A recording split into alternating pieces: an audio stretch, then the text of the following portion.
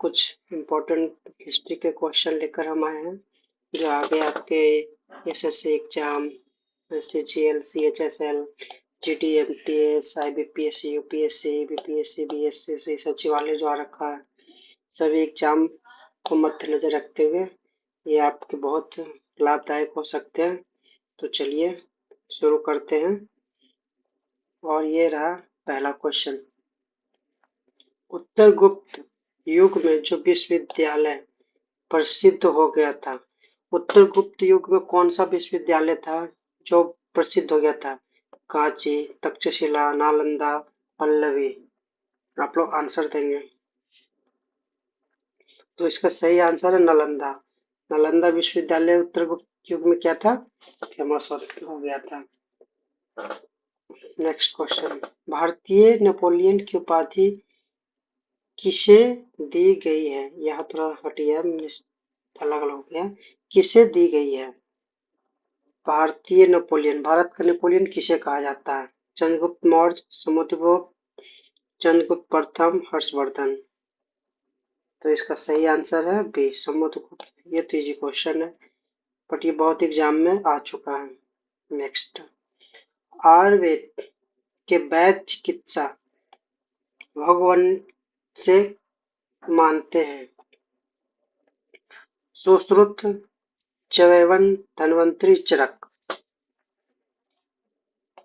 तो धन्वंतरी को मानते हैं। सही आंसर किसका? कौन सा? धन्वंतरी। चलिए क्वेश्चन नंबर 4। पहला ज्ञात गुप्त शासक यानी गुप्त वंश का पहला शासक कौन है? श्रीगुप्त, चंद्रगुप्त प्रथम, घटोत्कच, कुमारगुप्त प्रथम। सही आंसर बताएंगे। तो इसका सही आंसर होगा ऑप्शन नंबर ए, श्रीगुप्त।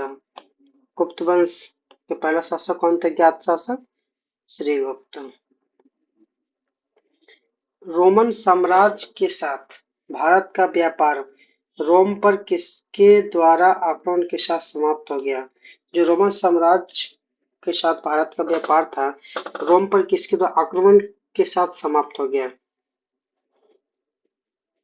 बताइएगा ये चारों में कौन सा आंसर होगा? तो ये ऑप्शन नंबर सी, हुनों के द्वारा आक्रमण के बाद क्या हो गया था? व्यापार रोम पर समाप्त हो गया था। 5 खत्म हो गया। Question number 6। आर्यभट्ट और वराहमिहिर के विख्यात नाम किसके युग के साथ संबंधित है? आर्यभट्ट और वराहमिहिर किस युग के साथ? गुप्त वंश, कुषाण वंश, मौर्य वंश, पाल वंश। तो गुप्त वंश। ये गेस भी कर सकते थे क्योंकि सभी क्वेश्चन गुप्त वंश ही ये है, इसलिए गुप्त वंश में सही आंसर है गुप्त वंश। 7वां।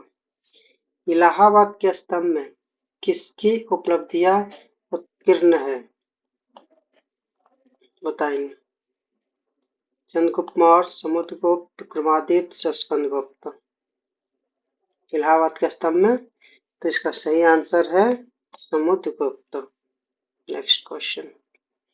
चीनी अतिरिक्तयान किस गुप्त शासक के शासनकाल के दौरान भारत आया था? ये तो बहुत इजी क्वेश्चन है, सब लोग जानते होंगे। चंद्रगुप्त मौर्य, समुद्रगुप्त, चंद्रगुप्त द्वितीय, कुमारगुप्त। तो ये सही आंसर है ऑप्शन नंबर सी, चंद्रगुप्त द्वितीय। चंद्रगुप्त मौर्य नहीं, चंद्रगुप्त द्वितीय।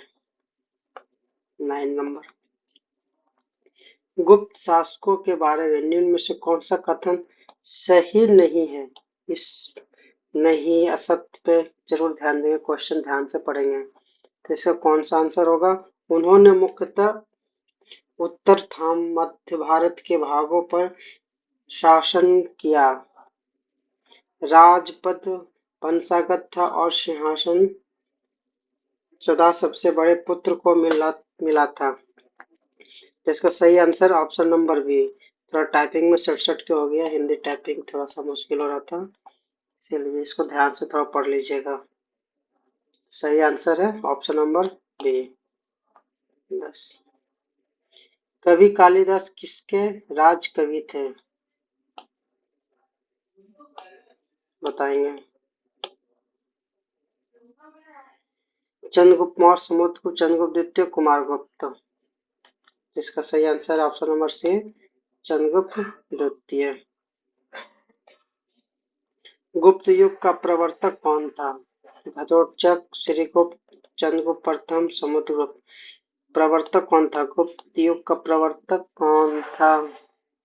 तो सही आंसर है ऑप्शन नंबर बी, श्रीगुप्त। गुप्त राजवंश किस लिए प्रसिद्ध था? गुप्त जो राजवंश था किस लिए प्रसिद्ध था? कला और स्थापत्य, साम्राज्यवाद, राजस्व, भूमि सुधार, कोई नहीं। तो इसका आंसर हो जाएगा साम्राज्यवाद। नहीं, इसका सही आंसर है कला और स्थापत्य। इसका सही आंसर है ऑप्शन नंबर एक, कला और स्थापत्य। चलिए नेक्स्ट क्वेश्चन। गुप्त शासकों की सरकारी भाषा थी? गुप्त शासकों की सरकारी भाषा क्या थी? पाली, प्राकृत, हिंदी, संस्कृत। सरकारी भाषा थी संस्कृत। ऑप्शन नंबर डी सही है। गुप्त शासन के दौरान निम्नलिखित में से ऐसा व्यक्ति कौन था जो एक महान खगोल विज्ञानी तथा गणितज्ञ था? गुप्त शासन के दौरान कौन सा व्यक्ति था जो खगोल विज्ञानी भी था और गणितज्ञ था? भानुगुप्त, बाणभट्ट, आर्यभट्ट, वराहमिहिर। बताइएगा। तो सही आंसर है आर्यभट्ट, ऑप्शन नंबर सी। गुप्त राजा जिसने विक्रमादित्य की पदवी ग्रहण की थी वह था? गुप्त राजा कौन था जो विक्रमादित्य की पदवी ग्रहण किया था? स्कंदगुप्त, समुद्रगुप्त, चंद्रगुप्त द्वितीय, कुमारगुप्त। तो सही आंसर है चंद्रगुप्त द्वितीय। निम्नलिखित में से गुप्त वंश का वह राजा कौन था जिसने जिसने हुनों को भारत पर आक्रमण करने से रोका? कौन था जिसने हुनों को भारत पर आक्रमण करने से रोका? स्कंदगुप्त, समुद्रगुप्त, चंद्रगुप्त द्वितीय, कुमारगुप्त। तो सही आंसर है चंद्रगुप्त द्वितीय। गुप्त सम्मत निम्नलिखित में से किसके द्वारा स्थापित किया गया था? चंद्रगुप्त प्रथम, चंद्रगुप्त द्वितीय, समुद्रगुप्त, कुमारगुप्त। तो सही आंसर है चंद्रगुप्त प्रथम। इसमें थोड़ा सा आज वाला सीरीज में हिंदी टाइपिंग में थोड़ा मिस्टेक है, इसके लिए सॉरी। थोड़ा सा की फॉन्ट में दिक्कत आ गई थी, इसलिए वो पीडीएफ में जब मैं कन्वर्ट किया तो थोड़ा थोड़ा मिस्टेक हो गया। Question number 18। गुप्त काल में किस धातु के सर्वाधिक सिक्के जारी किए गए? गुप्त काल में कौन से धातु के सर्वाधिक सिक्के जारी किए गए? सोना, चांदी, तांबा, लोहा। आंसर देंगे तो सोना। गुप्त काल में सबसे ज्यादा सिक्के किसके जारी किए थे? किस धातु के? सोना के। चंद्रगुप्त द्वितीय और किस नाम से जाना जाता है? इनको किस नाम से जाना जाता था? समुद्रगुप्त, स्कंदगुप्त, विक्रमादित्य, राणागुप्त। इस ऊपर वाले क्वेश्चन में ये था कि विक्रमादित्य किन्हें कहा जाता था? तो चंद्रगुप्त द्वितीय। इसका सही आंसर हो जाएगा विक्रमादित्य द्वितीय। ऊपर भी क्वेश्चन रिपीटेड हो गया। निम्नलिखित में से किनके सिक्के संगीत के प्रति उनका प्रेम दर्शाता है? मौर्य, नंद, गुप्त, चोलों। सही आंसर है गुप्त। तो ये गुप्त वंश से कुछ इम्पोर्टेंट क्वेश्चन थे। अगर आप लोग इस चैनल पर नए हैं तो चैनल को प्लीज सब्सक्राइब, लाइक, शेयर करें।